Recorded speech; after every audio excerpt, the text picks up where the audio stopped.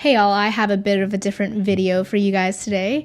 I saw this post on Reddit the other day and I thought it was so crazy that I just had to tell someone about it. So why not just tell the whole world, because stuff like this needs to be brought to light. It's a rejection letter that went viral on Reddit, and it's from a company called Elite Software Automation. It's always the most generic non-elite businesses that have the words elite or premium or luxury in their company or product names. So it starts off by saying, "Dear candidate, thank you for applying for a front-end software engineering position within Elite Software Automation. Your job application for the front-end software engineer position has been declined due to your failed score on the automated online test, as you have scored below the pass score." Does this line really need to be underlined in bold and in all caps? I mean, it's not like readers of this email are just gonna skim over the most important part, right? Whether or not we are moving on to the next round or the next steps is literally the first and most important thing we're going to be looking for when opening these kinds of emails. Please do not attempt to take the test again. Who actually does that? I'm genuinely curious. I can't think of a single instance in my life where I failed an automated online test and my initial instinct is, that was fun, let's do it again. How about instead of asking people not to try to take your test again, just restrict the access to the online testing platform to 1 session per candidate? I mean, that seems like a much more straightforward thing to do. Repeated attempts to apply for this position again before this time, or any attempts to retake the test, will lead to an automated decline of your application, as well as a permanent blacklisting of your profile from any further applications. I love how this company is already threatening to blacklist you for something that you have not done, and the vast majority of people reading this email will never do. You can just tell that they're foaming at the mouth to find a reason to blacklist somebody. If I received this kind of email, I would be tempted to retake the test again just to troll them a little bit. If you believe that you have an excuse and want to request a retake, we have to let you know that we do not accept any excuses whatsoever. If you were feeling unwell on the day of the test, or if you were rushing, or if your internet went out, or whatever other excuse you might have, it does not matter. Why is this guy getting so worked up over things that probably don't happen that often, or they're unlikely to ever happen? He's just fighting these battles in his head. He should have stopped writing a long time ago. All of this is just useless nonsense, and you see a lot of useless nonsense in corporate emails, but they're typically not in this kind of condescending tone. How do you ensure you don't get disrespected like this? You need to have the skills in order to never tolerate working for toxic companies like this one. Which brings me to our sponsor today, Brilliant. If you're just starting to learn to code and you're overwhelmed and don't know where to start, I highly recommend the course on algorithms and data structures, which helps you establish how to think like a software engineer and form the foundational thinking patterns that is at the heart of the code you write. The course is split up into 12 lessons that you can tackle at your own pace, complete with videos and guides to keep you on track. I've been redoing the course on linked lists these last few days, and let me tell you, it's helped me a lot with the leak code questions that I've been practicing.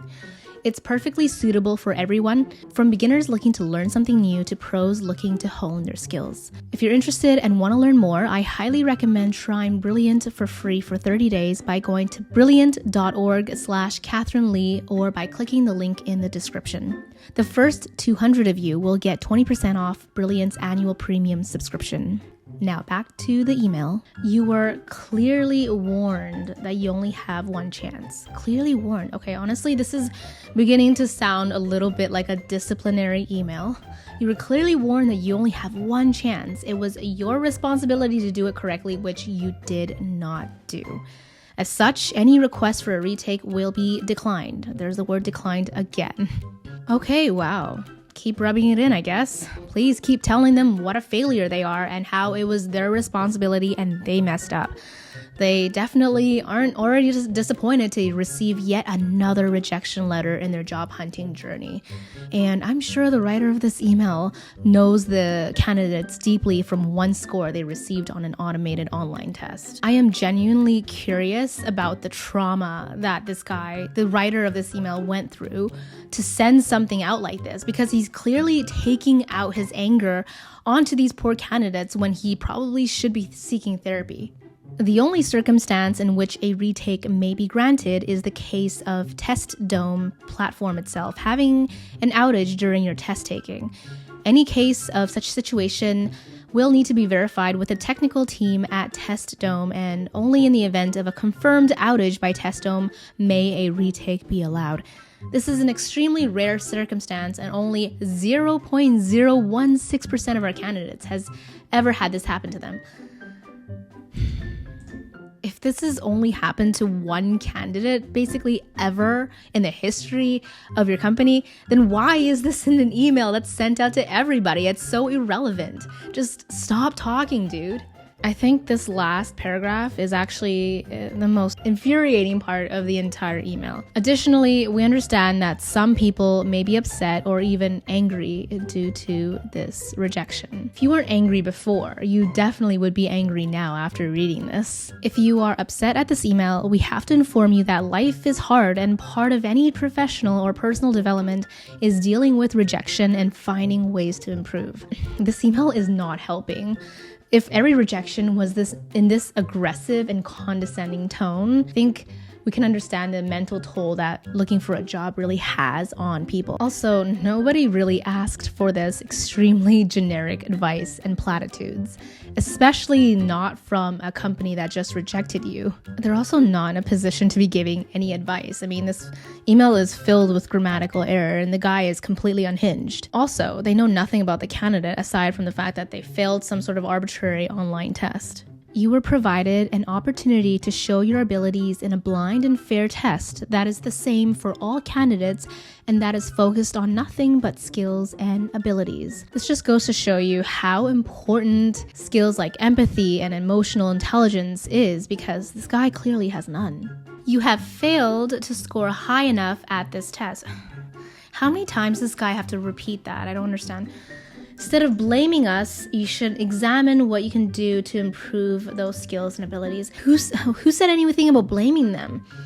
Who's he talking to? I don't understand. Like, why is this guy making all sorts of crazy accusations? Question for the audience. Would you rather get ghosted by a recruiter or a company that you interviewed with, or receive an email like this one? As rude as this email is, the silver lining is that they showed their red flags early on, so you don't make the mistake of accepting an offer from this place. Imagine if you started working here and over the next few days or weeks, you start realizing what a toxic hellhole this place is. Maybe you could use this self-reflection to improve and make your life better. We certainly wish the best for you.